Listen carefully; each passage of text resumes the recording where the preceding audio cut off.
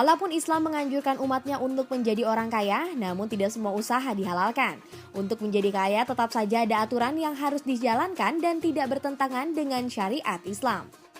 Jika kekayaan diperoleh dari jalan yang diridhoi Allah Subhanahu wa taala, insya Allah harta tersebut merupakan anugerah. Begitupun sebaliknya, jika harta tersebut diperoleh dengan cara yang tidak baik, maka harta tersebut haram untuk dipergunakan. Lantas bagaimana cara menggapai kekayaan dalam Islam? Yang pasti untuk meraih kekayaan harus dilakukan melalui proses dan bekerja keras. Dan Islam lebih mengutamakan berniaga sebagai cara untuk meraih kekayaan tersebut. Rasulullah SAW pernah mengatakan pada sahabatnya, "Berniagalah engkau karena 9 dari 10 pintu rezeki dalam perniagaan." Tapi selain berniaga, pekerjaan lain asal tidak menyalahi syariat Islam tentu saja diperbolehkan. Kenapa Islam lebih menganjurkan umatnya untuk berniaga? Ternyata dalam berniaga banyak hal positif yang bisa diperoleh selain mencari keuntungan. Dalam berniaga, seorang pedagang secara tidak langsung telah menjalin silaturahim dengan pembeli. Dan menjalin silaturahim adalah salah satu pembuka rezeki yang sangat diridhoi Allah Subhanahu wa taala. Bahkan Rasulullah SAW bersabda, pedagang yang dapat dipercaya dan beramanah akan bersama para nabi, orang-orang yang dapat dipercaya dan orang-orang yang mati syahid. Hadis riwayat Al-Hakim. Dengan demikian, berniaga juga membawa pada kedudukan yang lebih tinggi, yaitu menjadi seorang mujahid, karena seorang muslim yang meninggal saat berniaga disetarakan berjuang di jalan Allah Subhanahu wa taala. Seseorang yang menjadikan berniaga sebagai jalan untuk menjadi kaya akan diangkat kedudukan di sisi Allah Subhanahu wa taala apabila menjalankannya dengan amanah. Mengapa demikian? Lantaran dalam berniaga banyak sekali cobaannya. Berniaga bisa membawa seseorang yang menjalaninya pada perbuatan tamak lantaran hanya berorientasi pada keuntungan semata, sehingga membuat mereka menjadi tidak amanah dan rela melakukan apapun demi keuntungan yang besar tersebut. Karena godaannya begitu besar, maka setiap perdagangan yang amanah disetarakan dengan pejuang di medan perang, ditinggikan derajatnya menjadi mujahidin karena ia mampu menahan hawa nafsu untuk berbuat curang.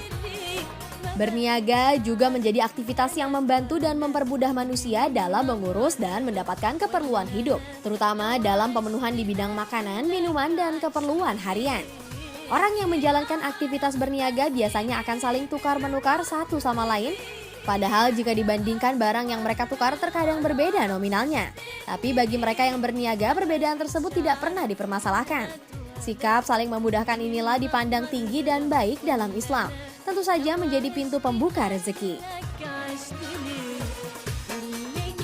Berniaga akan mendatangkan pintu-pintu rezeki lainnya, karena saat berniaga kita akan mendapat banyak pengalaman dalam hal mengurus, mendistribusikan maupun mengenal barang, tempat hingga cara hidup dari sesama pedagang dan pembeli.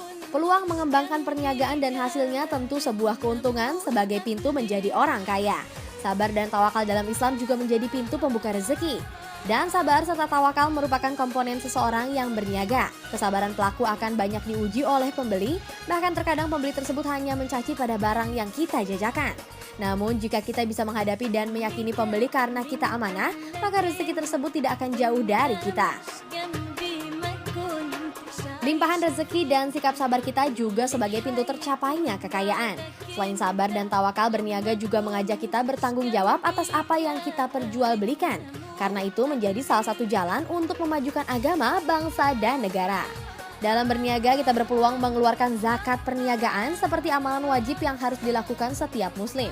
Mengeluarkan zakat dengan menyalurkan pada fakir miskin, zakat pula lah yang akan membantu banyak golongan dari kesusahan. Apalagi zakat sebagai pembersih harta kita dengan balasan limpahan rezeki dari Allah Subhanahu wa taala.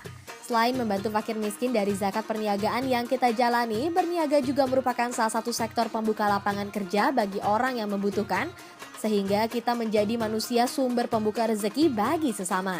Balasannya adalah limpahan rezeki pula. Cukup jelas banyak amalan pembuka rezeki sesuai syariat Islam dilakukan saat kita sedang berniaga. Amalan-amalan baik saat berniaga akan mendapat balasan yang indah dari Allah Subhanahu wa taala dan tambahan rezeki menjadi salah satunya. Apa saja yang harus diperhatikan saat kita menjalankan perniagaan tersebut? Yang pertama, tentu saja kita tidak boleh menjajakan barang-barang yang haram, seperti barang-barang hasil curian, hasil dari menipu, dan barang yang sebenarnya tidak pantas untuk dijual namun ditutup-tutupi sehingga barang tersebut tampak bagus. Kita juga harus bersikap baik dalam berniaga, baik ketika menjual, baik ketika membeli barang yang akan diperjualbelikan lagi, atau bahkan baik saat menagih hutang dan bersikap baik ketika akan meminjam. Setiap penjual harus menjauhi diri dari sikap curang seperti mengurangi timbangan, menerangkan barang yang dijualnya bagus padahal tidak, atau juga menyembunyikan adanya kerusakan dari barang yang akan dijual pada calon pembeli. Jika semua itu dijalankan, maka perniagaan yang kita lakukan insya Allah menjadi berkah dan menjadi pembuka pintu kaya. Lantas, pekerjaan apa lagi yang baik dan bisa mendatangkan rezeki sebagai pembuka menjadi orang kaya? Sebenarnya dalam Islam tidak ada perbedaan dalam pekerjaan. Apakah itu paling baik atau tidak? Walaupun berniaga sangat disarankan, tentu saja banyak pekerjaan lainnya yang juga baik, namun tetap harus sesuai syariat Islam, yaitu pekerjaan halal. Dan selain berniaga, yang disarankan adalah pekerjaan yang mengandalkan tenaga atau keahlian sendiri seperti bercocok tanam, bertani, menjadi pandai besi, ahli ukur, mengolah kayu, atau menjadi seorang penulis. Rasulullah mengutarakan bahwa orang yang pergi ke gunung dengan membawa seutas tali untuk mencari kayu bakar yang kemudian ia jual, maka apa yang dihasilkan dari menjual kayu bakar itu lebih baik daripada ia meminta-minta kepada sesama manusia. Pekerjaan dengan tangan sendiri ini menjadi sangat mulia. Apalagi pekerjaan tersebut diperuntukkan memenuhi kebutuhan hidup keluarganya. Karena sesungguhnya orang yang paling baik kamu ambil untuk bekerja adalah orang yang kuat atau kemampuan dan keahlian sesuai bidang pekerjaan, lagi dapat dipercaya atau jujur dan tanggung jawab. Quran Surat Qasas ayat 26. Bagi mereka yang bekerja dengan kemampuan sendiri atau sebagai seorang profesional juga harus memperhatikan hal-hal penting berikut sehingga pekerjaan yang dijalani akan berakhir dengan maksimal dan tidak merugikan rekan kerja kita. Yang pertama adalah bekerja sesuai dengan ilmu dan pemahaman yang dimiliki. Mereka yang bekerja tanpa ilmu bagaimana merusak lebih banyak daripada memperbaiki. Lalu kita harus bekerja dengan disiplin, memperhatikan waktu, tidak mengurangi waktu kerja, tidak bolos, atau bahkan menghentikan pekerjaan ketika atasan kita tidak melihatnya. Pemirsa, itulah pekerjaan yang disarankan Islam untuk dilakukan agar kita bisa menjadi kaya.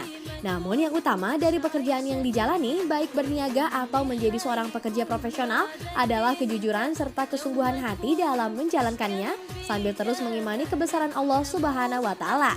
Buka mata, buka hati.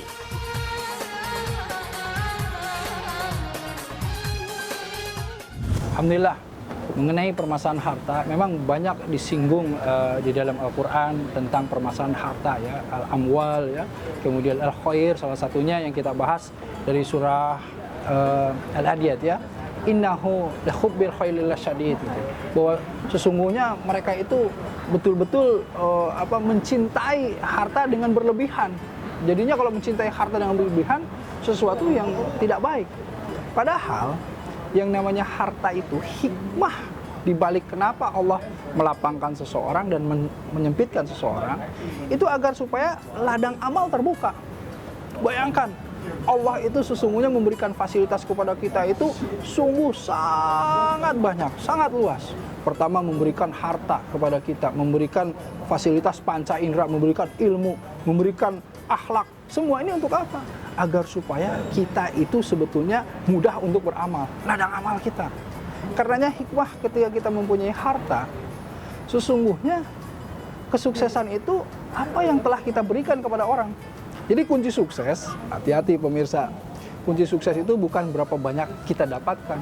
Kan banyak orang berpikir bahwa sukses itu, kamu udah dapat apa? Udah punya mobil, rumah ada 3, ada jabatan, itu semuanya sukses. Padahal kesuksesan yang hakiki adalah berapa banyak yang telah engkau berikan kepada orang. Ingat, khairun nasi anfa'uhum linnas, sebaik-baiknya manusia adalah yang paling bermanfaat buat manusia yang lainnya. Jadi hikmah ketika kita mempunyai harta adalah kita menyalurkan harta itu.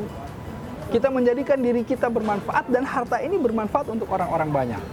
Insya Allah, semakin kita salurkan, semakin kerannya terbuka. Itulah hikmah harta.